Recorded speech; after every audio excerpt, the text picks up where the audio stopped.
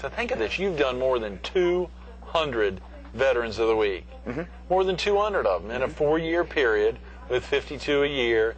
You've done now north of 200 profiles of veterans in our area. In our area. And I know you've highlighted even some amazing veterans from other parts of the world, parts of Canada and otherwise, but to think about locally, the impact that you've made on veterans that have retired to the area, some of whom are no longer with us. It probably gives you goosebumps just thinking about it. It does. And, you know, I spent 10 years in the Navy, and I had never met somebody who was at Pearl Harbor on December 7th, 1941.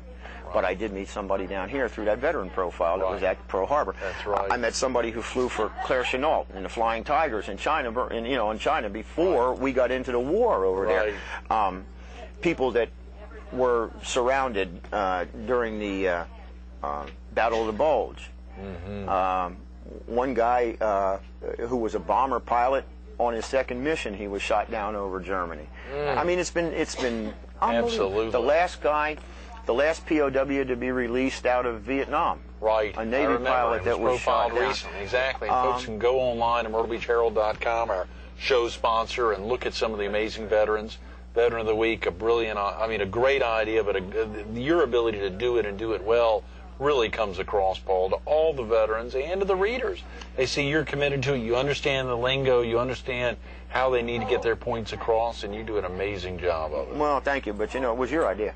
You're the guy to come up with it, so we no got to one give needs credit to know where credit's that. due. That's right. No, and I remember early on when we kicked them off almost simultaneously. Right. Public Servant of the Week, Public Safety Profile, a Teammate of the Week, and a Veteran of the Week. People are thinking, what are y'all doing? 4 profiles a week. You wouldn't find I was thinking, what are y'all doing? Yeah, I'm sure you were. Well, thankfully you're doing them. I mean, we could have gotten anyone else who could turn them out and turn them out as well. But I don't think you'd find a person today who wouldn't say thank you for starting them, thank you for keeping them going, thank you for hiring the kind of people like Paul to do these profiles, because they've gotten across in so many special ways to people. And we're making a real difference on our community, whether it's veterans, public servants, or public safety people. Well, you know, the public servants and the public safety, we're letting people put a face to a name, right. Especially now, you know, in the public safety area in the county, going to this precinct thing. We've introduced the captain, the lieutenant will be going down into the sergeants that are in the particular precinct, so they can put a face to a name and what have you. Same thing with the public servants, you know, who handles our rec fields, who provides communications in the county, you know, who helps with maintenance, who does roads. All those things, you know, it helps you form, transient as we are, people coming and going all the time, coming more than going. It gives them at least maybe even a name to call if they have a problem, you know. But it's fun. I mean, and believe me, I'm helped by a lot of people. I get a lot of calls and emails. Here's a good one to profile. Yes, sure. Absolutely. Good. Because, you know, it's the same way with news gathering. In the beginning, you cannot know everything about everything. You rely on other people to provide you with information, with tips, with some kind of, maybe you want to go check this out, that type of thing. That's the way you got news. And that's you've the way met reporters in the past who think they know everything, right? You've met them in the past. They fail quickly, Greg. Yeah, they all die quick. I mean, they're all under. You can't do it unless you have people, and you got to culture this over a period of years. People that are willing to talk to you, people that trust you, people who that say to you, "I don't want my name used. You won't use it." You know, people that would say, "Yeah, this is something the Herald ought to take a look at." You know. And we have developed, you know, and believe me, not just me. I mean, we have developed a reputation for looking in depth at issues. You know, I mean, you rely. You know, we serve the community, but the community helps with that a lot. Absolutely, and we the appreciate openness in meetings is a big deal. Many people have heard the radio spots with you talking about, obviously, the Northeastern Strategic Alliance, the Council of Governments, so many groups that have really opened up their meetings much more. Thanks to you getting in there and in their face and reminding them they serve not only their constituents or people that have appointed them to those positions, but boy, the entire people of the community. And they need to remember that and open these meetings up to the media. Well, you know, look at you know, one of our latest controversies here, especially in Myrtle Beach, and that's of course this spill from AVX, this contamination. DHEC knew about that for 12 years, the Department of Health and Environmental Control at the state level. Did we hear about it?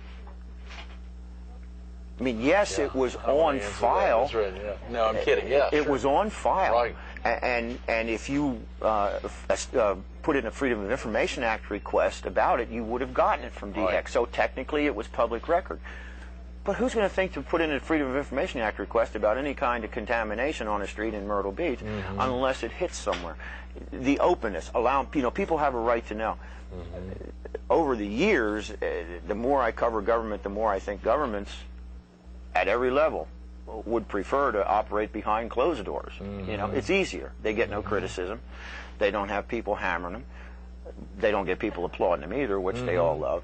But you can make easy decisions when nobody's watching.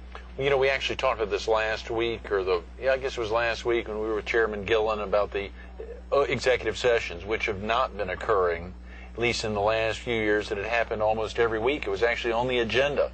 Not to pick on the previous chairman, but that it was every week. They'd almost consecutively, they'd be going in executive session. Wherein now, at least during her tenure, it's happened one time. She talked about maybe a couple more times. But it's happened. It's happened a few more times than that. But you have to give you do have to give Liz credit that one thing that she did hate was the weekly executive session. Right. That was on the agenda, part of the routine thing. That's when we would go in the back and discuss what we didn't want to discuss on camera. And she said that she would put an end to that, and essentially she has. There are, a few things that you really have to discuss in private, such as whether you're going to fire somebody or not. But again, decisions can't be made back there. You can only get briefings and background and legal points and what have you. Sure. But,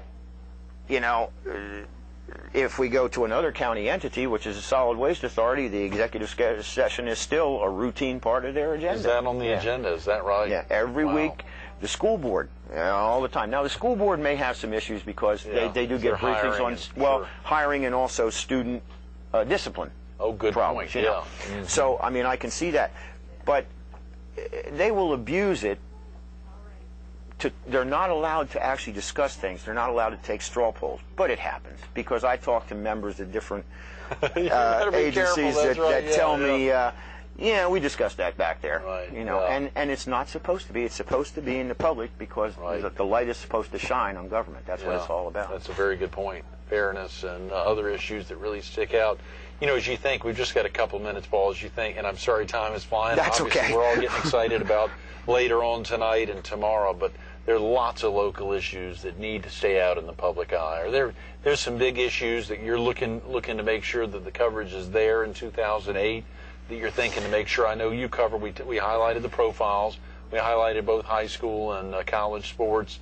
You're also really covering the government. Yeah, and the county. The county government, if there's one issue that I think will be a major issue in 2008 and later, it's going to be actually the restriction on county government that the state government has made with their ability to fund themselves and collect, to establish fees and taxes. There's been a great debate in this county the last couple of years, have some kind of impact fees so that these developments that are coming up will not be paid for by those of us who have been here for a long time.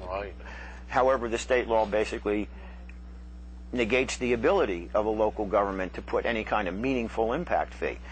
That is one of the reasons, in my opinion, that we now have a 1-cent sales tax paying for roads. Well, we can't get any money from the federal government. We can't get any money from the state government. So I guess it became an issue. If you don't do it yourself, nobody's going to do it. But by the same token, the widening of 544, which occurred, or the widening of 707, which is going to occur, or the extension of Carolina Bays Parkway, is basically driven by development.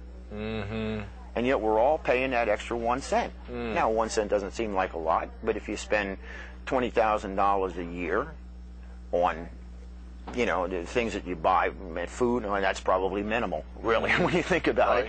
But that's $200. It is $200. That's exactly right. That's an extra $200 in taxes you're paying to fund your own roads. That, to a great extent, development has caused a reason to be widened and what have you. Just as an example, schools. We are constantly getting referendums to fund new school building. Why are we funding new school building? Because we're getting new students. Why are we getting new students? Because they're moving into new areas. It all goes back to the same thing, But the local government and school board, those two, their ability to fund themselves, they were restricted a couple of years ago by state government to how much they could raise taxes in any one year, to a combination of population growth and consumer price index increase. Okay? There is now talk that this coming year, there's going to be a bill put into the state government that does the same thing to the ability to spend. So if we grow at 5 or 6 or 7% a year, but our government is restricted to 2 or 3% revenue growth. That'd be crazy, right?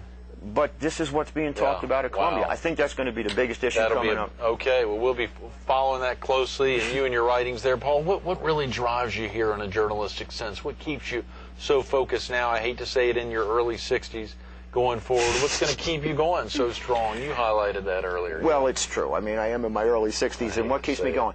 I believe, going back to the beginnings of this country, the founding fathers, especially Jefferson, Madison, George Mason, they had the feeling that the first duty of the press was to be a watchdog on government, to let people know. They felt that an educated populace that was presented with the issues could then make intelligent decisions to vote in a democracy.